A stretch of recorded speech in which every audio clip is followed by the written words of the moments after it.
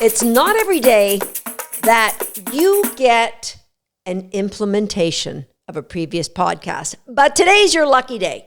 Hi, I'm Susan Garrett. Welcome to Shape My Dog. And today what I'm going to do is I'm going to help you implement everything that I taught you in podcast episode number 134, or should I say masterclass number 134, where I shared with you exactly how I teach my dogs control positions like sit and stay. I don't use the word stay. I explain that. But sit, or down, or stand, or if you're doing agility, you'll want a dog who waits at a start line or holds position at the end of their contacts if you don't have running contacts, or whatever your sport-specific skills that are required.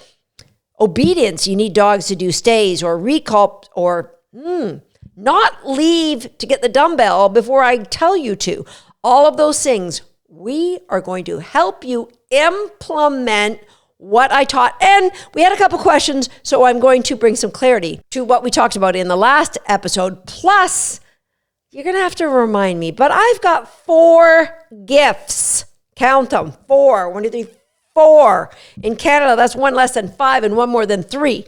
We have metric. I don't know if it's the same in your country, but anyway, let's jump right into it. Okay, so we're talking about teaching our dogs to really buy into this idea that they want to hold position. You know, when I first teaching It's Your Choice, I just described it as an impulse control game. But I really have backed off on using that phrase much because it implies that our dogs are constantly having to control their urges to do something that we don't want them to do. And it kind of puts all of the responsibility on them. Well, you better get yourself some impulse control there, buckaroo. And when I say that everything is just, it's your choice, it's now all the responsibility is on us as the dog owners because it's the dog's choice. Everything is the dog's choice. Do you want to leave your sit and go and steal the food on the counter?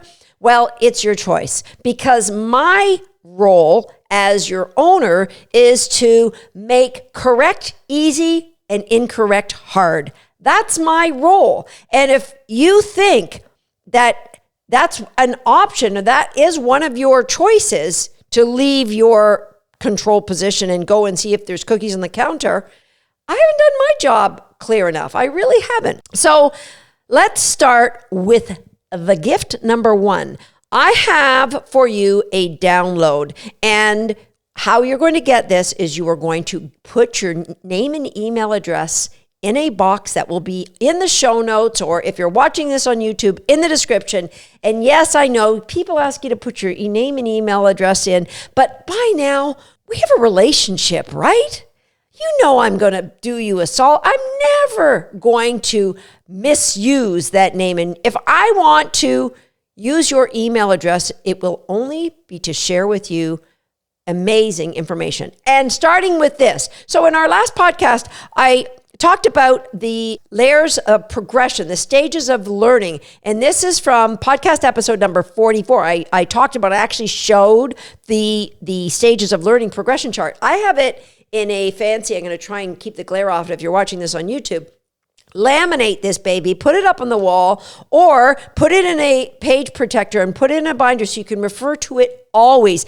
It will help you keep correct as easy and incorrect as hard. Now, does that mean that for my 5-year-old dog who has been raised in this program, I can only do like a 1-second sit stay with no distractions in sight because I need to make correct easy? No, because we add layers of learning to our dog. So I can take a puppy pretty much at 3 months of age and throw all kinds of really challenging distractions at them because I've kept the correct easy. And once they continue to get correct, I add a challenge. And that leads me to the second gift. I feel like Oprah right now. You get a download, and you get a download, and you get a download.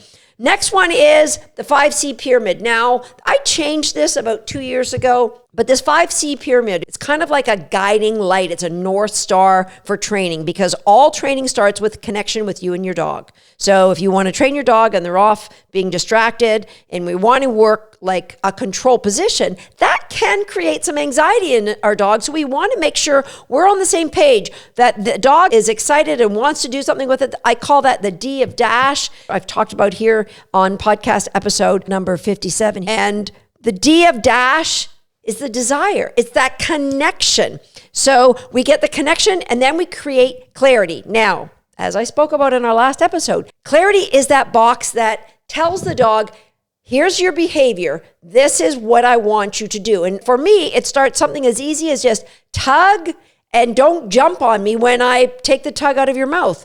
Here's your behavior. I'm creating clarity with respect to what is all the criteria that I'd like you to acknowledge about, number one, the behavior, what to do, and number two, when it's over. So very important that you keep that straight, guys. It's two behaviors we need our dogs to understand. Later in this podcast, I'm going to share a test with you so that you can be listening to this podcast, walking your dog, and you can just, boom. It's kind of like one of our Learn, Walk, and Train podcast episodes, except it's a little different. So I'm going to give you a test and I'm going to share with you how you can do this with your own dogs. But it starts with clarity of what you have to do and when it's over. That's what we want our dogs to understand, super clear. Once we have that, we grow confidence. And the confidence comes from just small layers, right? We need to not jump to like university or PhD level when we've just introduced a skill. And once our dog says, oh yeah, I can do that and I can do that, how do you know what that is? Those are many little challenges. The first challenge I give my puppies is the challenge of time. Can you move away from me for 1 second? Boom. Then I say, get it. Can you move away and adopt a different position, a sit or a down? Boom. 1 second earns it. And then I might grow that time to 1 to 3 seconds. And then I might grow that time 1 to 10 seconds. Now, note, I'm saying the time might grow from 1 to 3 and 1 to 10 or 1 second to 1 minute. Guys, you don't always go 1 to 10, 10 to 20, 30 to 40, 50 to 60, because that is putting a strain and creating anxiety for the dog who always has to do more for you. They never know when it's going to be over because it might just be 1 second and let's have another party. The party is when it's over, right? That's how we build confidence in the dog so they don't have to keep staying longer and longer and longer. And then the next layer in our 5C formula is that of challenge. And within that layer of challenge, we start with time, but then we grow other distractions. And that's where my third gift comes for you. Now, this one you can just download. It's a list of 25 challenges that I could suggest to you that you might ask your dog to do. So put your dog in a sit and then open the cookie jar. What happens? Oh, cookies. Remember, it's your dog's choice. The dog's choice is just answering the question, how well did I teach that? And you might think, no, Susan, I did a great job teaching it. He's just not performing it way. It doesn't work like that, really. You see, your understanding of what I'm teaching you is dependent on how good of an instructor I am. You're listening, so a lot of you aren't even watching this, so it makes it much more difficult. I have to be super clear. I have to inspire you to want to learn. I have to give you great visuals so you can see what I want. The end of the day, it's up to me to really get my message across if I want you to grow your dog's understanding without using intimidation or luring, because I really think in this instance, luring slows down the learning. It absolutely does. Talked about that in episode number 134. Okay, so we have our 5C pyramid. We've got the challenges and things like, if you ask your dog to hop it up in a hot zone, open your training bag, pull out their favorite toy. What do? Boom. Do they run and instantly grab it? You put it back in and you close it. It's your choice, but I've controlled the environment so it's easy for you to understand that wasn't acceptable. So I don't take it out and then fight with you. As soon as I'm being present to what your choice is, as soon as I pull that toy out and I see you take your first step off the bed, I'm putting it back in and zipping it up. I'm not yelling at you. I'm not saying wrong. I'm not going stay, stay, stay. It's just, it's your choice. It's your choice. And so, as I mentioned in the last episode, the very worst thing that might happen is I might take my dog's collar. Let's say they step off the hot zone. I might take my dog's collar and either put some pressure to bring them further off the hot zone. I call that like an osteo game. Like, do you really want to come off the hot zone? And a lot of them go, oh, no, I should be up here, shouldn't I? Or I just gently guide them back. How do you know which one to do? I generally guide them back, and that if they've played the osteo game with me, it's a fun game. If they respond to it in a negative way, it's not a fun game, guys. If you find you've had to take your dog's collar every training session, you have moved way too fast. You made the incorrect easy. You did not keep the correct as easy. All right, remember, get clarity at what we want our dogs to do. Okay, in the last episode, I shared with you how I teach my own dogs what to do and when it's over so I can grow the gap in the middle called duration organically by their understanding of what to do and when it's over. But there are some of you who said, oh, Susan, like you started with tug. You lost me right away. My dog doesn't tug. I guess it was implied, but not well understood because I failed you as your trainer. Just like your dog making a bad choice is telling you that you failed them as their trainer. So let me just go over this one more time. I like to create what to do in a game of tug. So I just shape with a tug toy. My dog loves to tug. Or I start with puppies, but I could start this with a rescue dog. They love to tug. I pull it out of their mouth. What will you do? If they're on a leash, there's not a lot of things they can do. So they just back away from me. I give them it again. I wait until they offer something, a sit, a down, and then I give them until I can consistently get a sit. And then I get the sit. I say, get it, put out the tug toy. Get it, put out the tug toy. And then I'm going to add a new challenge and I might put out the tug toy but not say, get it. And the dog is going to fail. And that's okay because it's failing within a game. I just pull that tug toy in and they go, oh crap, what was I doing? I didn't hear the word get it. That's how we create complete understanding of when it's over. I'm going to test you both on how to hold the position and when it's over. Think about the very first time anybody taught you how to teach a dog to stay. Did they give this kind of clarity to the dog about when it's over? Or did they just say, okay, and then help the dog to move out of position? The dog's got to want it. It's their choice. You shouldn't have to lure them. You shouldn't have to pull them. All right? So I'm teaching them, get it with a toy. And then for those of you who don't have a dog that's toy motivated yet, no big deal. Shaping happens pretty darn good with food. So you do the same thing with a bowl of food. You get your bowl out, your dog's excited because you have super high value rewards in that bowl. And you might say the word search, throw a cookie. The dog dives on it. Pretty soon they're going to be bouncing off you. You just withhold reinforcement until they move away or offer a position. And then you just reward that and say the word search and throw a cookie. Very quickly, you're going to not throw the cookie until they move from the position when you say search. It's amazing how this works. We're teaching them. This is the indicator that tells you when it's over. And this is what I'd like you to do. So you do it the same way with a bowl of food. And I call that the sit, tug, sit game. You could be calling it the sit, search, sit game, right? And then we introduce It's Your Choice. Now, the dog has already heard the word search from you. So now you might put a cookie on the floor as you progress the layers of understanding the 5 C's of It's Your Choice, and you might tap the floor. That's a challenge. It's your choice. Do you want to break position to dive on that cookie? When I tap the floor, some dogs will. I just cover it up with my hand.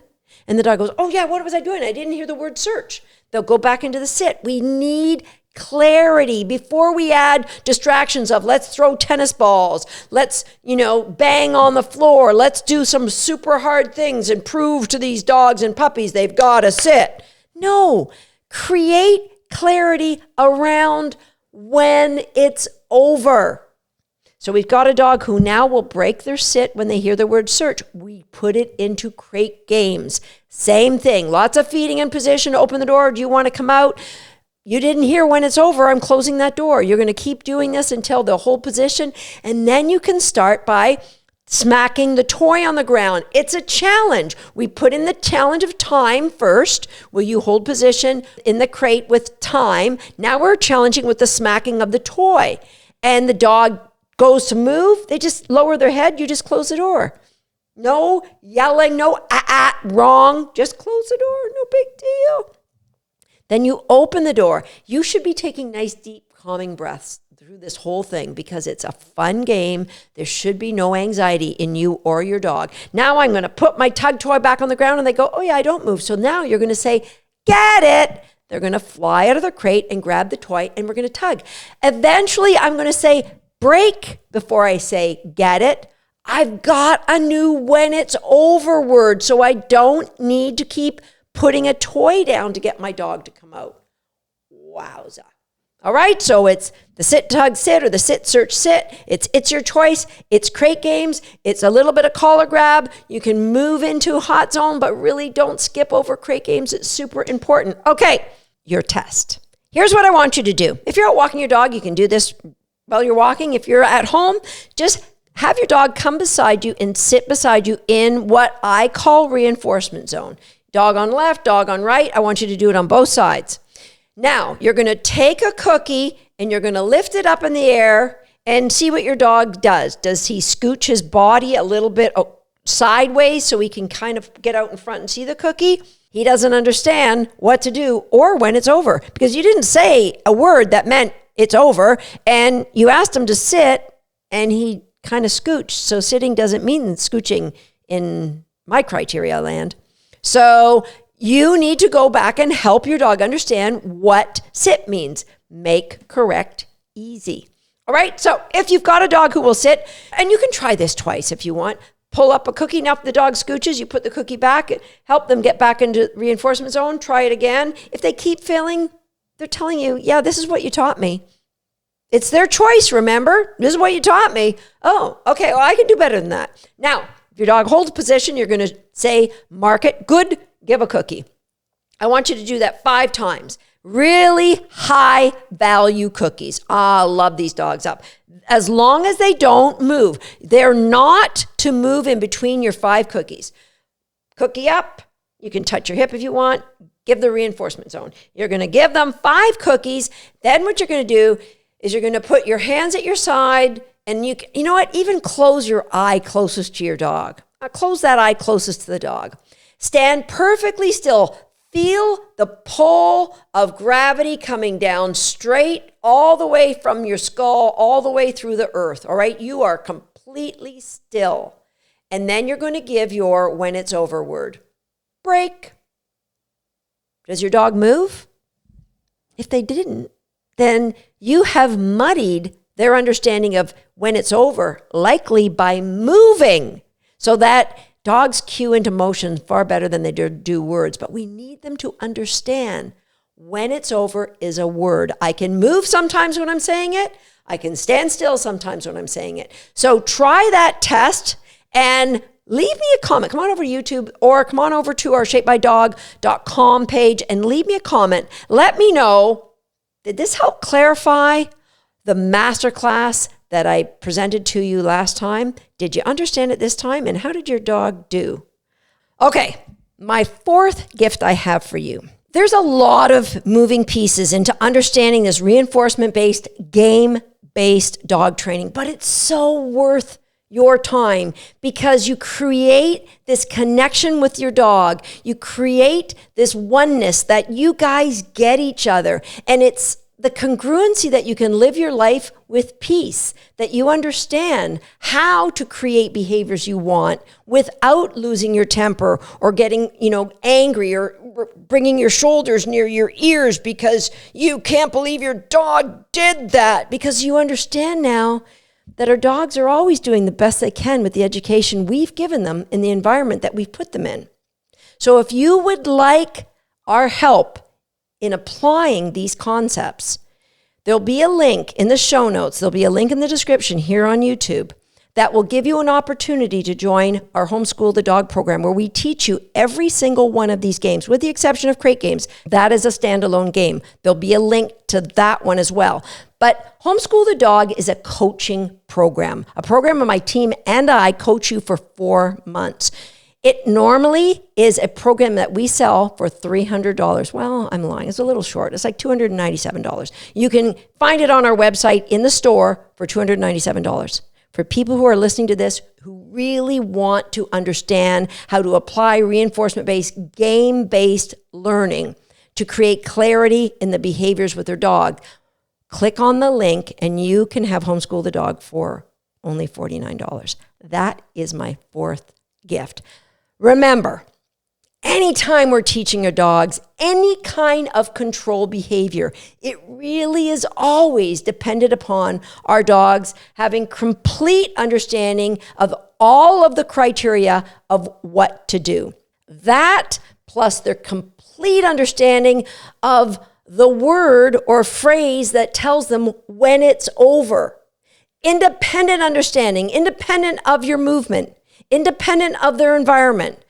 What to do, what's my behavior, how long do you want me to do it? When is it over? It's not over till I hear that word. When you create that clarity, you can then throw these challenges at your dog that helps grow the duration. But the duration is built organically by the dog being engaged in a game that they understand is, I stay here till I hear when it's over.